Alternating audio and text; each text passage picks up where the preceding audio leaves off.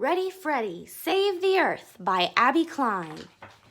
Chapter 5, Plant a Tree. When we got to our classroom, Mrs. Whooshy asked, "How many of you walked or rode your bikes to school today?" A bunch of hands shot up, and there was a chorus of, "I did, I did, I did." "Wow, that's great," said Mrs. Whooshy. "Good for you."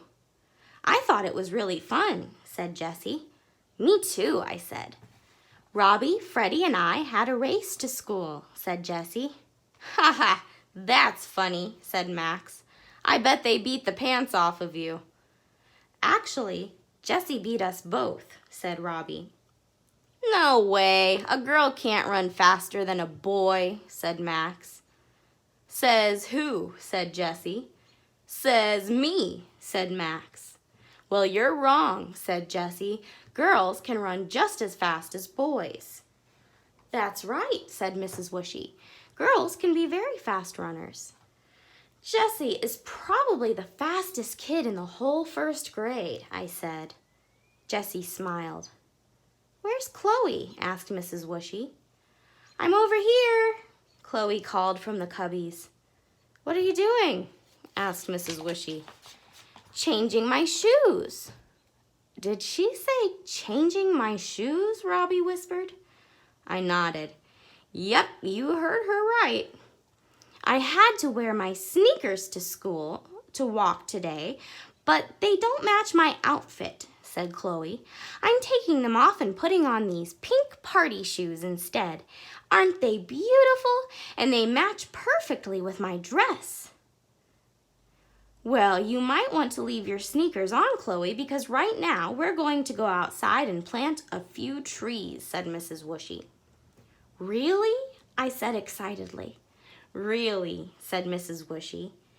"That is so cool," said Max. "But my dress is going to get all dirty," said Chloe. "Then maybe you shouldn't wear your foofy dresses to school," said Max.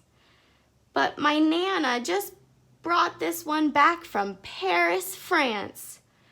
"I'm sure if you get a little dirt on it, your mother can wash it," said Mrs. Whooshy. Chloe frowned. "I don't like dirt." "I love it," said Max. "And I love all of the things that live in the dirt, like worms and bugs." "Ew, ew, ew," said Chloe. "Enough, you two," said Mrs. Whooshy. "Let's all line up to go outside and plant some trees." We got in a line and followed Mrs. Whooshy out on the playground. One of our local stores donated these baby trees to our school. "I thought we could use more shade on our playground," said Mrs. Whooshy. "Good idea," I said. "It can really get hot out here. When these baby trees get a little bigger, we can sit under them and cool off," said Jessie. "Besides giving us shade, does anyone know other reasons why trees are so important?" asked Mrs. Whooshy. "They make oxygen that we need to breathe," said Robbie. "If we didn't have oxygen to breathe, then we would die." "Really?" said Max. "Really," said Mrs. Whooshy. "Wow, I never knew that," said Max. "These trees will also help us in another way," said Mrs. Whooshy. "You know how the field gets very muddy when there's a lot of rain?" We nodded.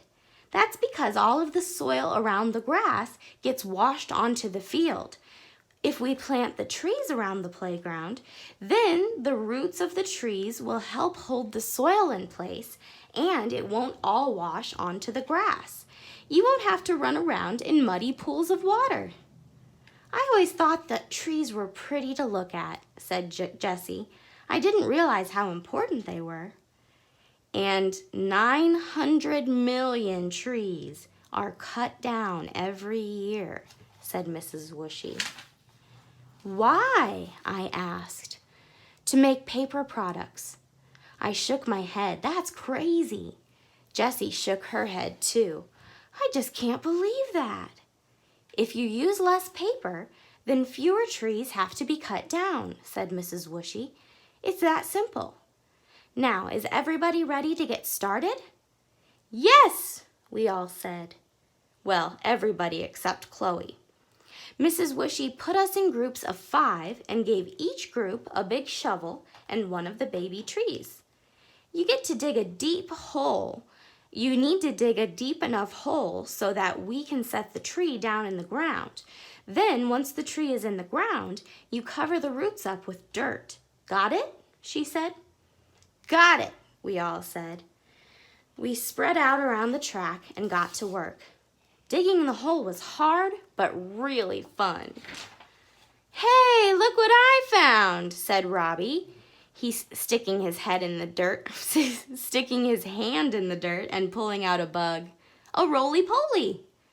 It's so cute, said Jessie. Can I hold it? Sure, said Robbie. Cute? How can you say that disgusting thing is cute? Said Chloe. I wouldn't touch it if you paid me $1 million. You don't know what you're missing, said Jessie with a big smile on her face. Hey, Chloe, said Max. Come over here. I've got a surprise for you. Chloe ran over. I just love surprises. Max pulled a big fat worm out of his pocket and dangled it in Chloe's face. Chloe screamed, "Ah!" and ran over to Mrs. Wishy. Mrs. Wishy, Max just stuck a worm in my face. I think you'll be all right, said Mrs. Wishy. It's just a little worm. Worms are important for the environment, you know. Well, I don't like them, said Chloe. They are slimy and gross. Okay, everybody, it's time to go inside. Bring your shovels over to me and line up, called Mrs. Wishy. Boy, oh boy, the morning went quickly, said Robbie. Time flies when you're having fun, said Mrs. Wishy. It's already time for lunch. Woohoo! I yelled and pumped my fist in the air. I'm starving. I'm going to ask you a special favor while you're at lunch today, said Mrs. Wishy. Please save all of your trash and bring it back to the classroom with you. I want to talk about it.